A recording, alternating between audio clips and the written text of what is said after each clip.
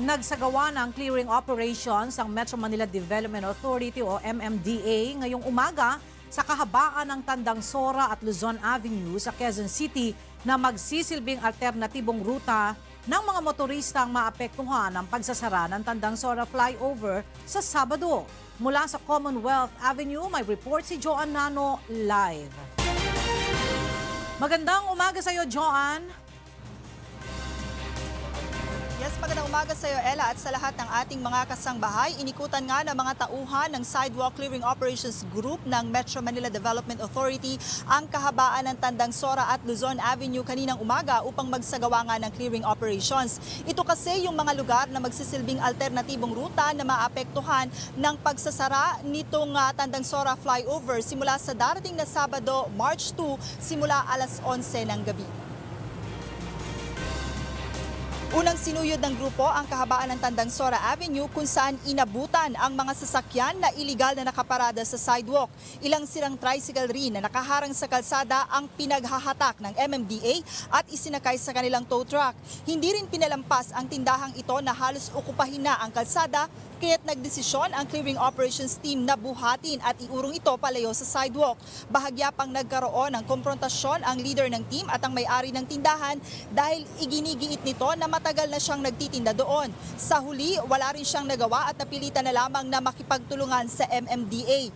Ilang tindahan rin ng construction supplies ang sinita ng grupo dahil sa kalsada na nito itinatambak ang kanilang mga graba at buhangin. Dali-daling pinagpapala ng mga tauhan ng naturang tindahan ang graba at buhangin upang iurong at ilipat ng tambakan.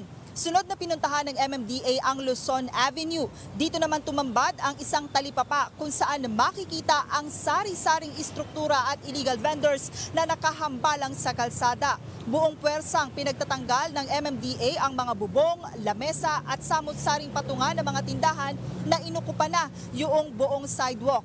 Dahil nga dito napuno ng mga kalat at iba't ibang mga gamit ang dalawang truck ng MMDA na kanilang nakumpiska sa clearing operations. Paliwanag ni MMDA spokesperson Celine Pialago, isinagawa nila itong clearing operation sa lugar upang tiyakin na maluwag itong madaraanan ng mga motoristang maapektuhan ng pagsasara nitong Tandang Sora flyover sa Sabado.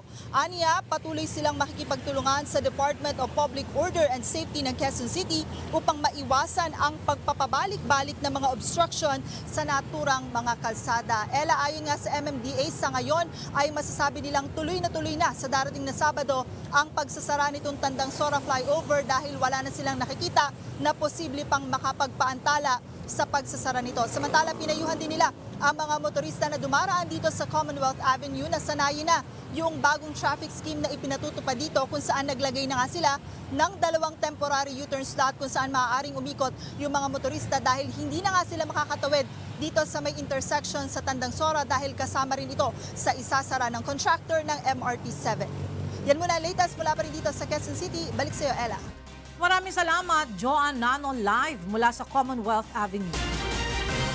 Nais ng isang grupo ng rice trader na isama sa bubuing implementing rules and regulations ng rice tarification law ang paglaban sa kartel at smuggling sa bansa. Narito ang report ni Nel Maribohok. Mabenta pa rin ang NFA rice sa isang talipapa sa Maynila. Ayon sa mga nagtitinda ng bigas, pangunahing pa rin hinahanap ng mga Pilipino ay ang murang bigas. Yung mga mura lang. Tulad ng NFA, gano'n. Si Aling Jenny, sako-sakong bigas ng NFA ang kanyang naibebenta sa isang araw. Sa isang araw po, 3, 5, ganun.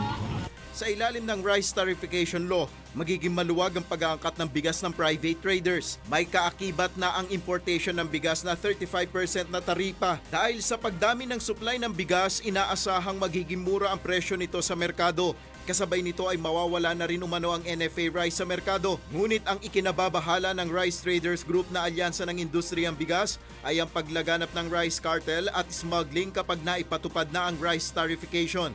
Matatanda ang naging malaking usapin na noon ang monopolya ng supply ng bigas ng lumutang, ang pangalan ni Davidson Bangayan na hinihinalang big-time rice smuggler. November 2018 nang maglabas ng resolusyon ng DOJ at pinasasampahan ng reklamong monopolies at iba pang paglabag si Bangayan.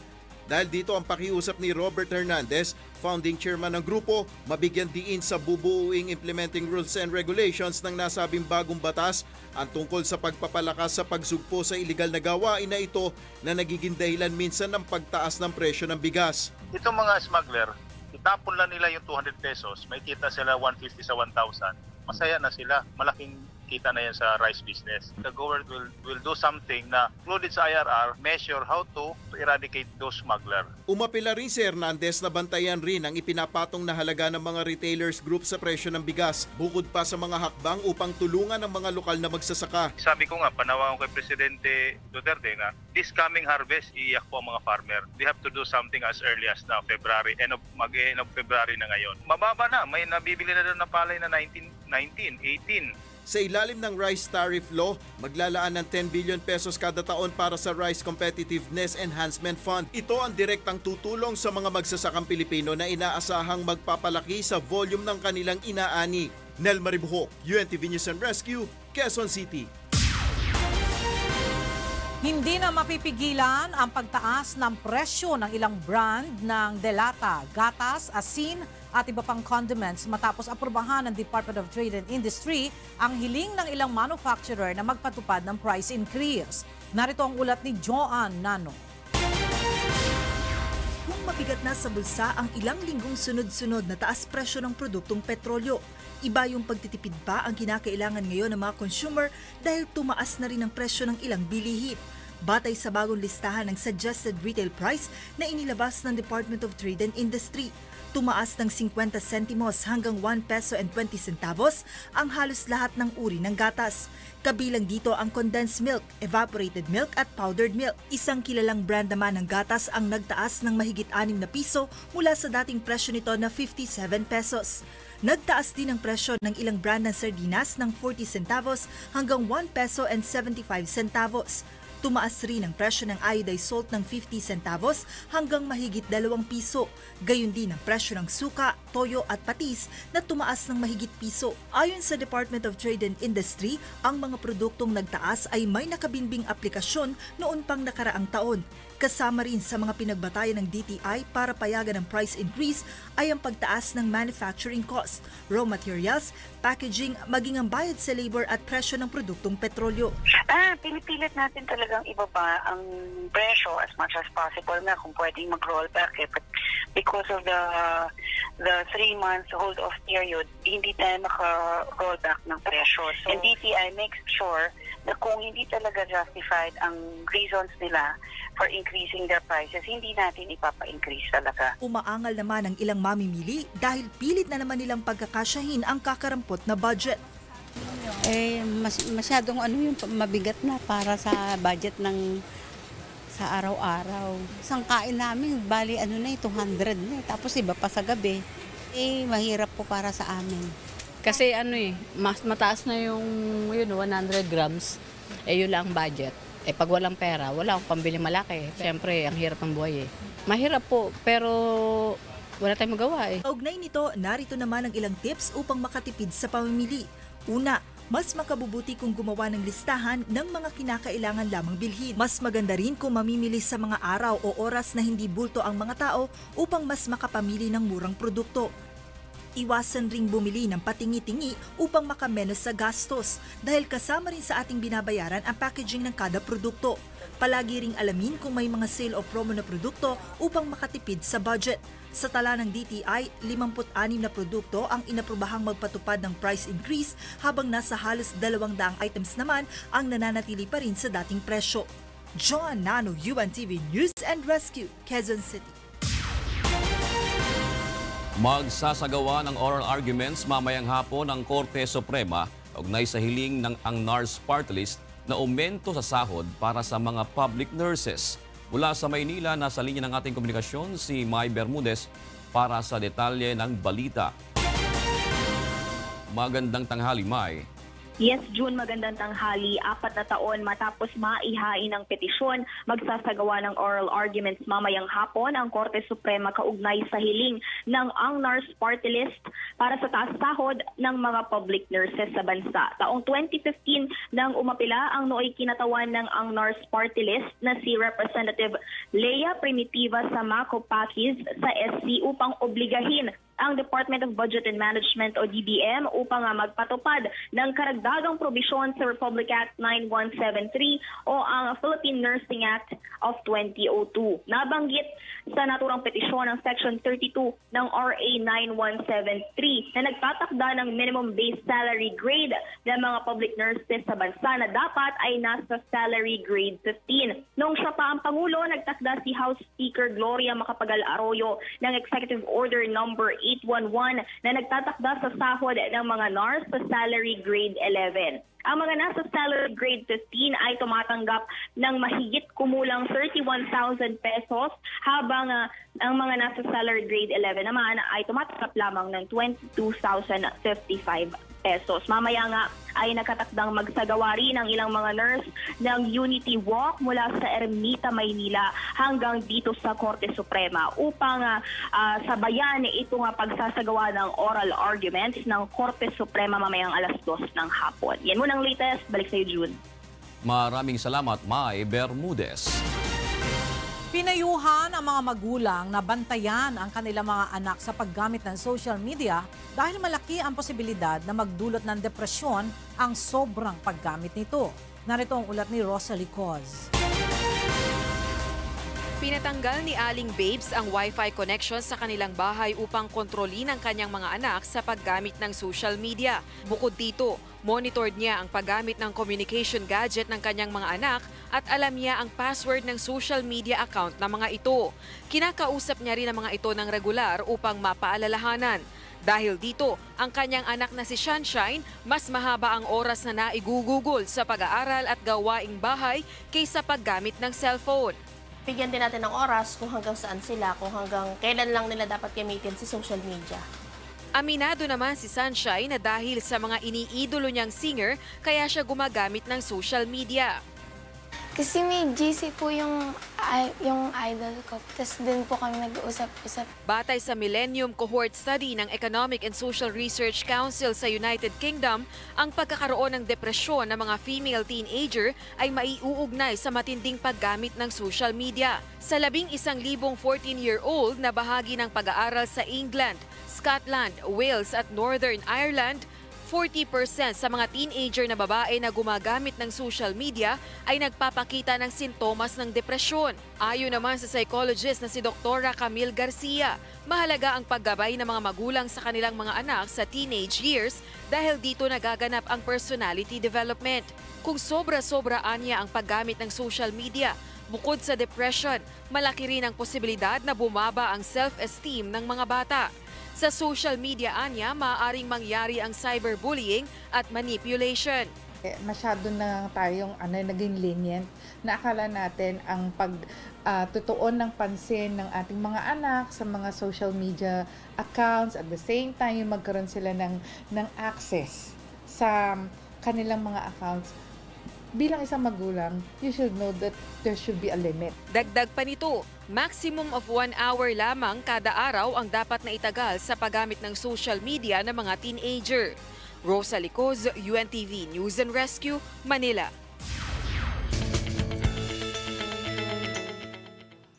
Iba't ibang klaseng diet ang nauuso ngayon. Ngunit alin nga ba sa mga ito ang angkop na paraan? At effective ba talaga ito? Alamin natin sa report ni Monokson. Diet, a special course of food to which a person restricts themselves either to lose weight or for medical reasons. Isa lang ito sa kahulugan ng salitang diet sa diksyonaryo. At dahil marami sa ating mga kababayan ang interesadong mag-diet para magpapayat o mas maging healthy, mapa-internet man o sa mga libro at magazine, napakarami ng nagkalat na mga diet program ngayon. Nangunguna dito ang no-rice diet na kung saan hindi kakain ng rice ang isang tao para ma-achieve ang kanyang ideal na timbang. Sikat na sikat rin ang ketogenic diet. Ito ay high-fat, adequate protein at low-carbohydrate diet. Pupwersahin ng katawan na i-burn ang fat sa halip na carbohydrates. Marami rin ang gumagawa ng intermittent fasting. Makakain mo ang gusto mong kainin, ngunit dapat ay nakapaloob lamang sa 8 oras at wala na dapat kainin sa susunod na 16 na oras. At ang isa pa ay ang low-calorie diet. Kontrolado ang calorie intake, depende sa kung ano ang goal mo na timbang. Pero ayon kay Crisia Pailago na isang nutritionist at dietitian, maraming risk o panganib ang bawat diet program na ito kung hindi mag-iingat ang isang tao. Sa rice diet, posible na manghina ang isang taong ibabawas agad ang kanin sa kanyang pagkain. Immediate source of energy natin. So kung ikaw yung gutom na, tas yun lang yung kakainin mo, ang tagal pa bago makuha yung energy coming from those food items as compared to carbohydrates. So, importante talaga yung rice. Hindi pwedeng i-omit mo siya basta-basta. Sa ketogenic diet naman, kapag mababa yung carbohydrates, specifically yung rice, definitely pag nag-a-attract kasi yan ng water sa katawan natin, mas marami yung na-attract ng water ng carbohydrates as compared sa fat at saka sa protein. So, ang initial na nag-lose talaga sa'yo is water. Delikado naman ang intermittent fasting sa mga may karamdaman. If the person has other health conditions, like for example, diabetes, kailangan kasi i-control natin yung blood sugar levels nila. So kapag halimbawa 8 hours ng kakain, gugutumin mo yung cells, hindi pwede. Magkakaroon tayo ng hypoglycemia. Pwede siyang matumba, mahilo, mahimatay, whatever. So critical naman yun. Pwede ma-ICU yung pasyente.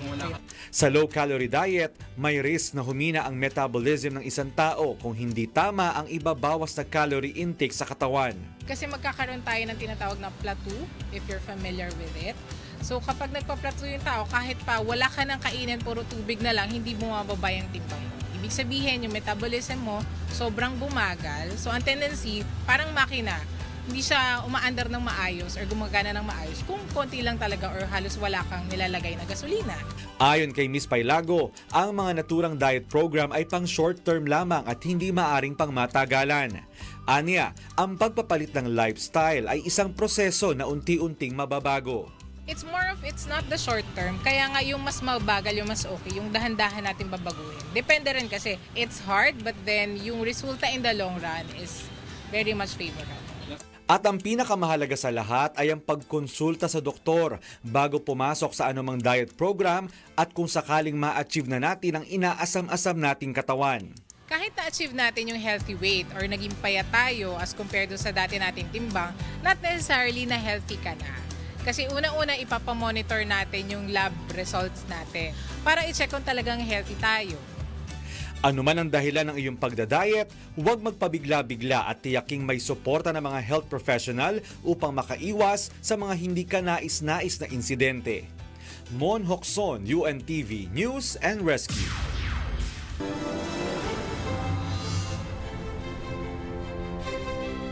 Hindi dumating ang mga senatorial balls mula sa ibang partido na hinamon sa debate ng 8 Diretso.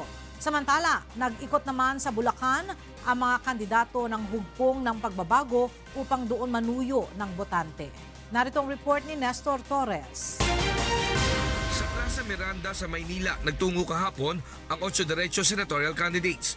Ito ay kaugnay sa kanilang hamon na debate sa mga kandidato sa pagkasenador ng administrasyon. Hindi dumating ang senatorial candidates ng administrasyon. Dahil dito, itinuloy na lamang ni Rachel Jokno, Gary Alejano, Florin Hilvay, Romulo Macalintal at Erin Tanyada ang pangampanya sa Plaza Miranda sa Quiapo. Nagpaliwanag naman si Senator Sani Angara kaugnay sa hamon nilang debate. Ay wala. There are 12 positions so dapat magkasama kayo, magtulungan kayo. Sinagot ko na siya dun sa Twitter, sabi ko pareho naman kami tumatakbong senador, mag-ano lang tayo. Let's rise and fall on our own merits. Huwag nating ibaba yung bawat isa dahil 12 posisyon yan diba? Hindi naman kami tumatakbo ng mayor o ng presidente na talaga kami yung magkatunggali. Samantala, sa syudad naman ng May Kawayan, Bulacan, nangampanya si Mayor Inday Sara Duterte kasama ang siyam sa 12 kandidato ng hugpong ng pagbabago kahapon. Ipinakilala nito sina Christopher Bongo, Ronald Bato de la Rosa, Sani Angara, Bong Revilla, Jingo Estrada, JB Ercito, Cynthia Villar, Ilocos Governor Amy Marcos at Jinky Manikan. Hindi naman nakarating si Francis Tolentino, Sahid Mangundadato Coco Pimentel at Pia Cayetano. Si Senator Coco kasi pinakiusap siya ng PDP. So we respect PDP as the party of the President. So yun yun. And besides kami, ang HNP, we only organize for the senators. We do not mandate sa kanila na pumunta sila sa lahat ng sorties kasi kung wala sila, they can send a representative or they can send their video and then nandun din ako. Nestor Torres, UNTV News and Rescue, Bulacan. Pinabulaanan ng kasalukuyang gobernador ng Laguna ang mga inaakusa sa kanya nang pinalitan nito sa pwesto. Iginit nito na mas umayos ngayon ang lalawigan sa kanyang panunungkulan. Mula sa Quezon City, nasa linya ng telepono si Ray Pelayo para sa detalye ng balita. Magandang tanghali, Ray. June, isa-isang sinagot ni Laguna Governor Ramil Hernandez ang mga itinupukol sa kanyang pamamahala matapos niyang palitan si ER o dating Governor ER Ejercito. Sinabi nito sa programa. Babalikan po natin ang ulat na yan ni Ray Pelayo. Naniniwala si Pangulong Rodrigo Duterte na may mga nais manira sa kanya kaya may ilang leader ng simbahan na nakakatanggap pa umano ng banta mula sa mga nagpapakilalang malapit sa First Family. Narito ang ulat ni Rosalie Coz. Nagbabala si Pangulong Rodrigo Duterte sa mga umano'y nagbabanta sa buhay ng mga leader ng simbahan, partikular na sa mga pari ng simbahang Katolika. Ito ay kasunod ng pagpapaabot sa kanya ng mensahe ni Manila Archbishop Luis Antonio Tagle hinggil umano sa death threat sa ilang paring Katoliko. Some priests got death threats from someone claiming to be working for the President's family. Naninira ito. Sigurado sa kabila yan. Just to let you know, baka may naninira. Sinabi pa ng Pangulo na hindi dapat idinadamay ang mga religious leaders sa mga usapin at isyong politikal.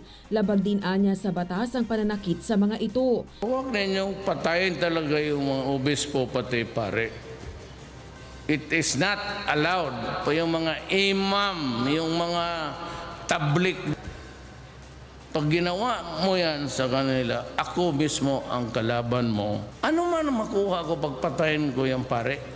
Ang simbahang Katolika ay kilala bilang isa sa mga kritiko ng Pangulo dahil sa kampanya nito kontra iligal na droga. Rosalie Coz, UNTV News and Rescue, Pasay City. Pinabulaanan ng kasalukuyang gobernador ng Laguna ang mga inaakusa sa kanya ng pinalitan nito sa pwesto. Iginit nito na mas umayos ngayon ang lalawigan sa kanyang pananungkulan. Mula sa Quezon City, nasa linya ng telepono si Ray Pelayo para sa detalye ng balita. Ray, magandang tanghali muli. June, isa-isang sinagot ni Laguna Governor Ramil Hernandez ang mga itinupukol sa kanya o sa kanyang pamamahala matapos niyang palitan si dating Governor ER Ejercito. Sinabi nito sa programang Get It Straight with Daniel Razon na may mga nagawa naman ito sa Laguna, partikular sa pagsaayos ng mga serbisyo sa pangkalusugan. Unang inihayag ni ER Ejercito sa programa noong February 12 ang umano'y problema partikular sa mga ospital sa lalawigan. Ang ipagpatuloy yung magandang serbisyo. Ang pag papunta ka sa mga ospital ng Laguna, lalo sa malalaking provincial hospitals, sa Calamba City, sa San Pablo City, at saka sa Santa Cruz, yung kinreate kong Laguna General Hospital, ang mga pasyente nakatutulog sa pasilyo. Tapos natutulog sa kama, 10 hanggang 12 pasyente.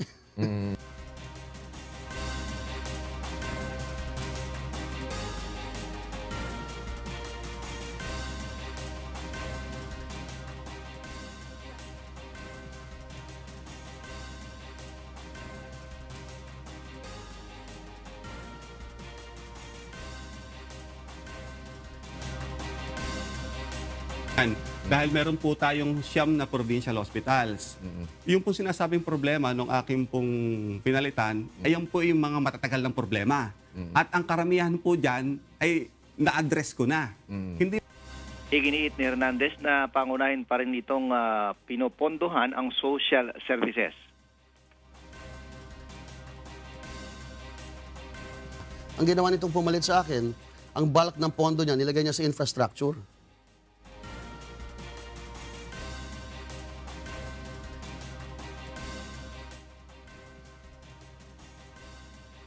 Ang katotohanan po niyan, nung nakaraang taon po, 2018, 1.8 billion ang inilagay po nating pondo sa social services. Ayon kay Hernandez, kung muli siyang mananalo sa pagka-gobernador sa darating na halalan ay pagpapatuloy niya ang pagbabayad ng inabutan niyang utang sa lalawigan na umabot sa 2 bilyong piso. Sa ngayon po, 1 billion na po ang nabayaran. 200 million po, average yearly ang binabayaran po ng Kapitolyo. Mula sa Partido Liberal ay lumipat si Governor Hernandez sa PDP na siyang partido ni Pangulong Rodrigo Duterte. Hindi daw ho totoo na tinaas talaga ni Presidente kamay niyo. Photoshop daw ho yun. Hindi ho. January 7 po, alas 4 ng hapon, kinunan po yan sa Malacanang. Actually, yung pong time So, totoo po yung totoo po yun. Hindi po yung hindi Photoshop. Hindi po. Kahit po, i-check po natin sa record ng PSG, pumasok po talaga ako sa Malacanang. May 27, 2014, nanumpa si nooy Vice Governor Hernandez sa main office ng Commission on Elections sa Maynila bilang gobernador ng Laguna. Siya ang kapalit ni former Governor Emilio Ramon E.R. Ejercito na napatalsik sa pwesto dahil sa overspending sa kampanya noong 2013 elections. Noong 2016 ay muli nitong nakuha ang pwesto sa pagkagobernador ng Laguna. June? Maraming salamat, Ray Pelayo. Malaking tulong sa police visibility sa Butuan City ang bagong 12 units ng motorsiklo ng Butuan PNP. Mula sa Butuan City, may ulat si Raymond Octubre, live. Mayong Odto, Raymond. Yes, Janice, mayong Odto, dakong tabang sa police intervention ng police visibility sa dakbayan sa Butuan, labi na sa mga matao nga lugar, ang bag-ong 12 ka motorsiklo nga gipang-apod-apod sa lokal nga panggamahanan sa Butuan City Police Office.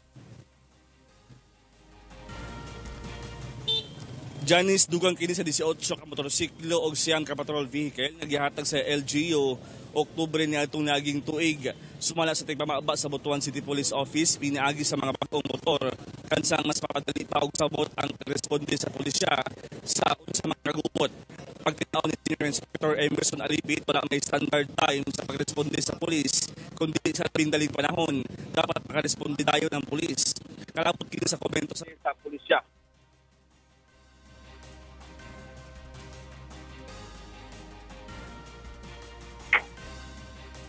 Janice, gawas sa patrol vehicle o mga pusil gilauman karon sa BCPO ang pag-abot sa mga body camera nung gitagana sa ila sa lokal nga panggamahanan o usag gikan sa krame. Kini Janice aron malikayan ang unsa mga isyu sa pagkahigayon o kining police operation sa dakbayan. Balik sa imo, Janice. Maraming salamat, Raymond Octubre.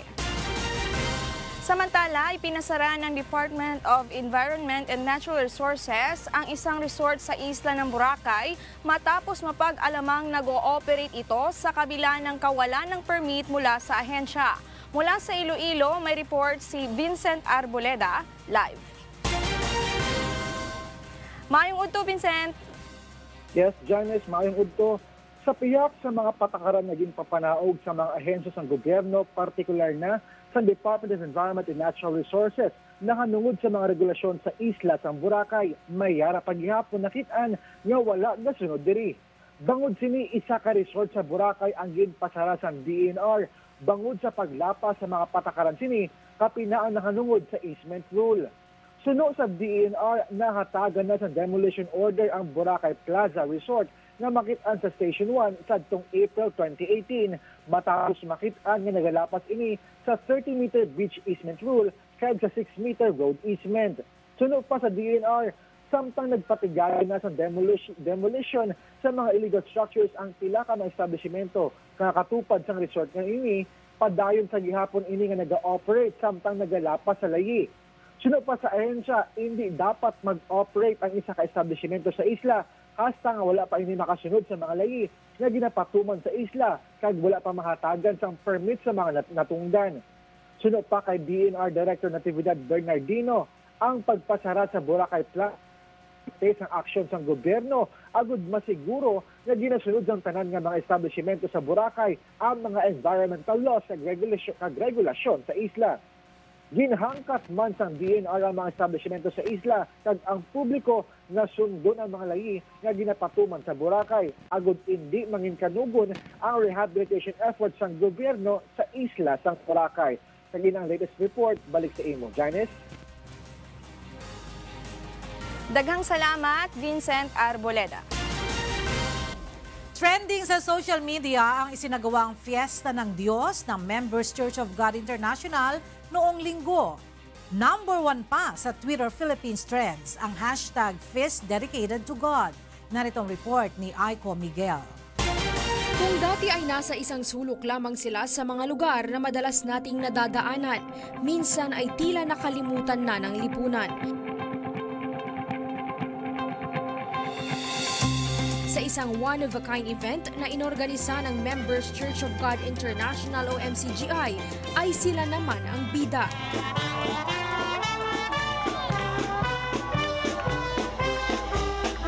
Libu-libong mga kababayan nating mga mahihirap, may kapansanan at may katandaan na ang nakilahok sa kauna-unahang fiesta ng Diyos. Nag-enjoy ang mga ito sa inihaing mga pagkain at palaro ng MCGI sa pangunguna ni Brother Eli Soriano at Brother Daniel Razon. Primarily, yung ating mga gusto na sa araw na ito ay mabigyan po ng pagkakataon na magawa ng kabutihan. Mayroon tayong free store na nandyan at may libre tayo po ng mga iba't ibang mga services at pati na po yung ating mga pagkain para sa lahat po yan.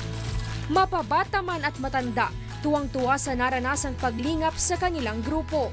Hindi lamang ang mga bisita sa Fiesta ng Diyos ang namangha sa pagtitipon na ito, kundi maging ang mga netizen. Katunayan na sa top ng trending list sa Twitter ang hashtag ng event, hashtag Feast Dedicated to God. Umapaw rin sa Facebook ang mga posts ng ating mga kasangbahay. Ang ilan sa mga ito, kasama ang kanilang mga bisita at mahal sa buhay. Habang ang ilan naman ay may mga palarong ginawa sa kani-kanilang dako. Sa post na ito ng netizen na si Aiki Lapasaran, naantig ang ating mga kababayan dahil sa mga nakakaantig niyang larawan. Binuksan din sa publiko ang isang bazar na bawal ang utang dahil ang inyong kailangan ay libre lang makakamtan. Ito ang free store na konsepto ni Kuya Daniel Razon. Sa post naman na ito ng isa nating kasangbahay, makikita si Manong na sa kabila ng kanyang karukhaan sa buhay, ilang piraso lamang ng damit ang kanyang kinuha.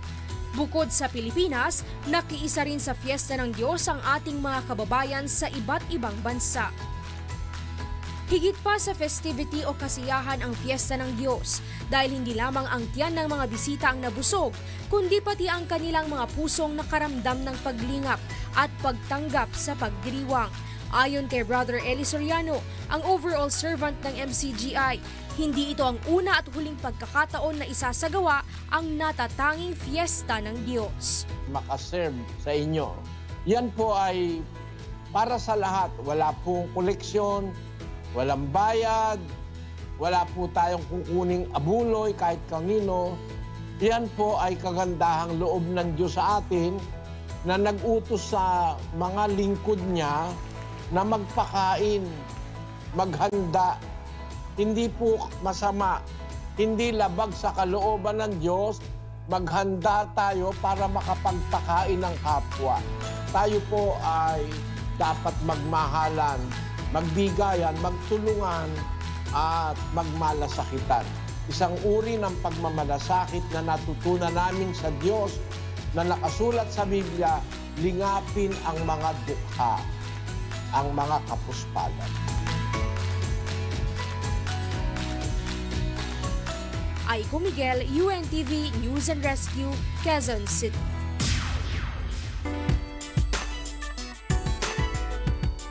Ibinahagi ng mga wish cover composer kung paano nalikha ang mga bagong awiting nakatakdang itanghal mamayang gabi sa Grand Finals ng Wish Cover Season 2, The Singer and the Song sa Smart Araneta Coliseum.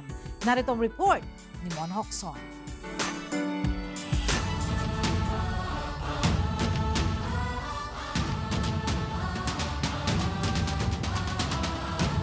8 bagong talento, 8 bagong awitin mula sa 8 mga batikang kompositor ang masasaksihan sa finals ng Wishcovery Season 2, The Singer and the Song. At sa huling pagkakataon, bago ang final battle, ibinahagi ng 8 Wishcoverer composer kung ano ang nasa likod ng 8 bagong original Filipino music. Para kay Wishcoverer composer Junji Barcelo, inspirational song ang kanyang awiting Hingang Malalim.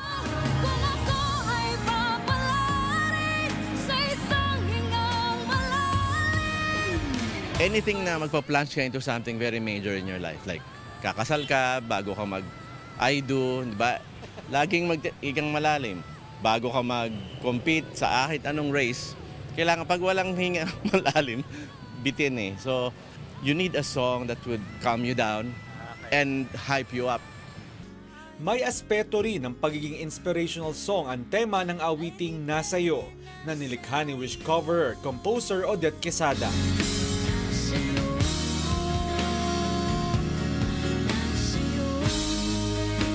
If whatever happens in your life, you're in charge of your life. Don't blame other people. If you're miserable, don't wallow in it. Try to stay focused in the positivity of life instead of the negative part of it. Malalim naman ang pinaghugutan ng love song na Ang Sakit-Sakit Naman, nalikha ni Wishcoverer composer Venny Saturno. Aniya, title pa lamang ng kanta, ulam na. Ang sakit-sakit naman ng ginagawa mo,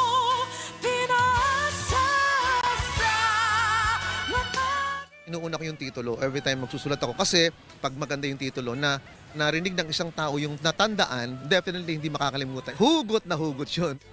Para naman kay Wishcoverer composer Top Suzara, awiting nagbibigay pag-asa ang kanyang awiting Light in the Dark. You wanna break free but you smile so no one will know. Lahat tayo may papel. Hindi naman natin sana napapansin araw-araw, pero para sa mga taong pwedeng makinabang dun sa papel. Ano ba naman yung, uy, kumusta? Yung ganun lang, pero nasa dilim yung taong yun eh. Sadya namang para sa kanyang Wishcovery ang awiting I Am the Singer and This Is My Song ni Wishcoverer composer Moy Ortiz. I am the singer and this is my song. My life is in Gusto ko magkaroon naman yung mga mang-aawit na mga OPM singers ng isang anthem. Anthem para maipakita sa taon. Pampukaw naman para sa mga kabataan ng henerasyong ito ang awiting likha ni Wishcoverer composer Noel Cabangon na Gising Kabataan. Gising Kabataan, tayo'y makialam sa... Gisingin yung kanyang generation because somehow they're perceived to be like apathetic, not caring about anything, pero hindi totoo yun eh. First time namang gumawa ni Wishcoverer composer Boy Christopher ng isang awiting may tema ng pagiging modern ethnic, ang awiting Alamat. Apat na sulok na mundo'y bilip siya. Yung kasing song na Alamat, yan ay iniaalay ko sa lahat ng mga OFW na nagsusumikap para sa kanilang mga pamilya na narito sa Pilipinas, na sila itunuturing kong alamat. Sumisimbolo naman sa katatagan ng pagmamahalan ng magsing-irog, pamilya at maging ng magkakaibigan, ang awiting Maliit na Kwadrado ni Wishcoverer composer Rani Raimundo. Hanggang dito na lang ba tayo? Sa maliit na kwadrado na titinghinan buong gabi. Marami tayong mga kababayan here and around the world na magkalayo, mga nag-iibigan pero LDR kung tawagin nila. And their only means of interaction is through a computer, a screen, isang maliit na kwadrado. That's why that was the how I wanted to express that computer. Instead of using computer, I want to be flowery, naisip ko maliit ang kwadrado. Ang Wishcovery Season 2, The Singer and the Song ay magsisimula na mamayang alas 7 ng gabi sa Smart Araneta Coliseum. Mon Hokson, UNTV News and Rescue, Quezon City.